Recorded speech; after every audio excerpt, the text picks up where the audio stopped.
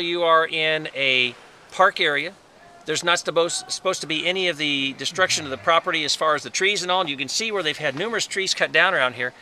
And the biggest hazard on this particular tent is they've got about 5 fuel cans, and I'm not sure, I would guess it's gasoline from the smell of things, sitting right there beside the edge of the tent. So they go in there smoking, they ignite those flames, and they're not going to get out of that tent because right there is where the gas cans are, right in front of the door. So they're not going to make it out of there if it catches on fire.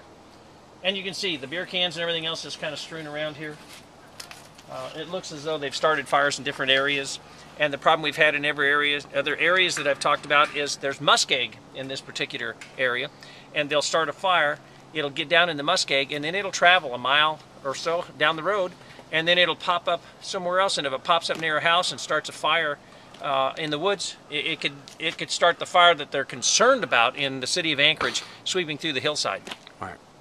Now, you say you don't do this much during the winter. You know, during the winter months, a majority of the campers actually go to the shelters.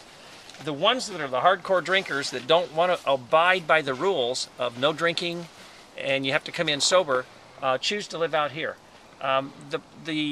Probably the stance we've taken on that is if it's really cold outside, if I come out here and uproot these guys, I've taken their whole house, so to speak, and made them go put it up somewhere else, they could freeze to death. So I am not going to uproot these guys in the middle of winter.